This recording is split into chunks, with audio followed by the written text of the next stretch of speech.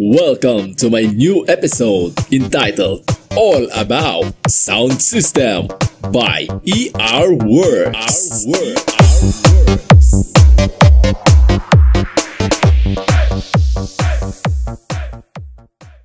At ang topic natin ngayon ay All About W-Box. Mahilig ka ba sa box na ito? Or gusto mong gumawa ng box na ito? Kung interesado ka sa topic na ito, tara, samahan mo ako at ating talakayin ang mga bagay-bagay na dapat mong malaman sa box na ito. Teka. Bago tayo magsimula, siguraduhin muna na nakasubscribe ka na at nakahit na ang notification bell. Sa video po na ito, ating tatalakayin ang history, characteristics, advantages at disadvantages ng W-Box. Bukod sa MCV, isa pa itong W-Box sa mga karaniwan at paboritong ginagamit na box pang base dito sa Pilipinas. Saan nga ba ito nagmula? At kailan ito unang ginamit? Umpisa natin talakayin ang history ng W-Box. Based po sa aking research, ang W-Box po ay unang ginamit sa parteng Europe at Amerika noong 1970s pa. Opo, ganun na katagal yung design na ito. At una itong ginamit sa Pilipinas about year 2000 to 2005.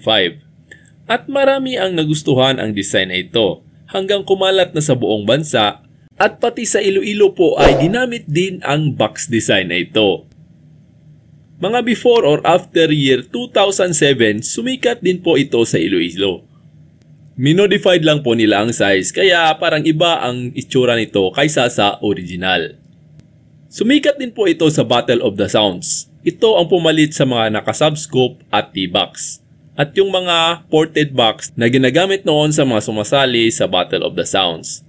Kahit sa Cebu po dati ay halos lahat naka-W-box din. Bago sila dayuhin ng taga Iloilo na naka-MCB. At hanggang ngayon may iilan pa rin na gumagamit pa rin ng W-box. Lalo na yung mga taga Luzon area. At kung magagawi ka sa Raon, makikita mo pa rin ito na nakadisplay sa harap ng mga stores.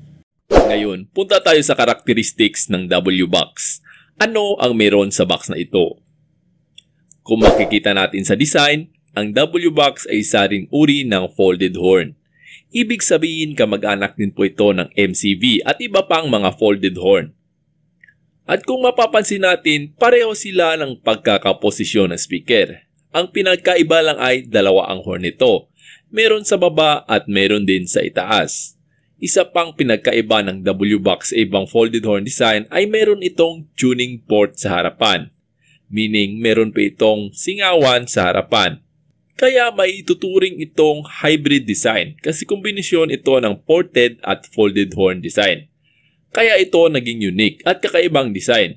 At ito din yung dahilan kung bakit yung bass niya ay malawak ang frequency range na kaya niyang i-handle. Meaning kaya niya yung mga mabababang frequency dahil nga sa port niya. At kaya din niya yung mga matigas at matataas na frequency. At dahil ito ay isa ding uri ng folded horn. Kaya napaka-versatile ng box na ito. Na siya naman ding nagustuhan ng madami at kaya ito sumikat. Break time muna mga insan! Mag-promote lang ako ng business. Brand new equipments at accessories ba ang hanap mo? Meron kami yan. Good quality na, presyong kaibigan pa. Bumibili at nagbebenta din kami ng mga lumang gamit at electronics gadget. Baka may pinaglumaan kayo dyan at mga sirang kagamitan. Binibili din po namin yan. Sira ba amp o speaker mo? Nag-ayos kami yan at kahit iba pang kagamitan. Basta makaya ng aking kapangyarihan. Hanap mo ba ay box na mura at tested na? Meron din kami yan. Hanap mo ba affordable lights and sound? O may kulang ka na gamit, pwede kang mag-rent sa amin. Gumagawa din kami ng floater, voiceover, music remix, anthem, intro, at official battle music. Baka gusto mo pumogi sound mo. Gumagawa din kami ng logo, nameplate, tarpaulin, and stickers. Pati na customized virtual DJ skin, pampadagdag angas sa setup mo. Lahat po ng serbisyo namin ay siguradong sulit na, pasok pa sa bulsa, at ang mukha mo ay mapapangiti, hindi mapapangiwi. Haha. Kaya kung may nagustuhan kayo, PM lang ako sa aking FB account na naka-flash sa screen. At kung gusto mo COD nationwide, may shop din kami sa Shopee. Naka-flash din sa screen ngayon. Lagay ko na lang din yung link sa description. Salamat po. Ngayon naman, dumako tayo sa advantages ng W-Box. Bakit maganda ito gamitin? At ano ang advantage nito kaysa sa ibang design?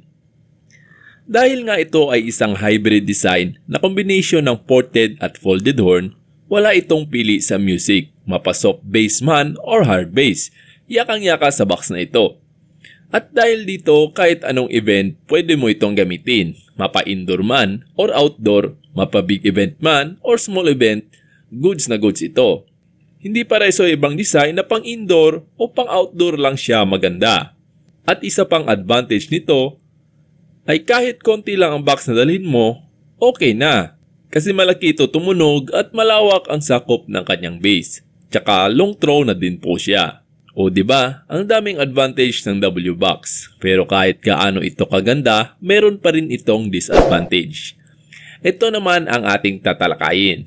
Ang pinakaunang disadvantage ng W-Box ay sobrang bigat at sobrang laki po ng box na ito.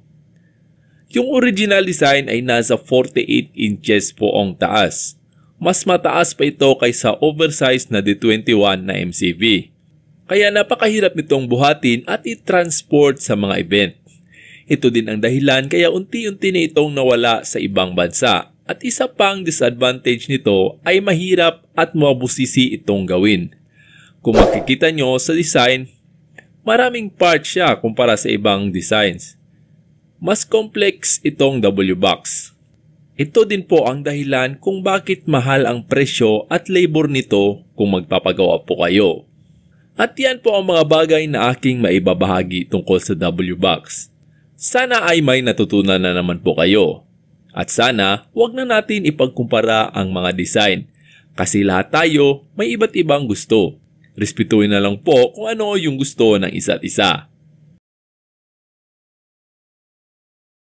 At promote ko muna pala po mga idol ang aking bagong gawang FB group. Join na po kayo.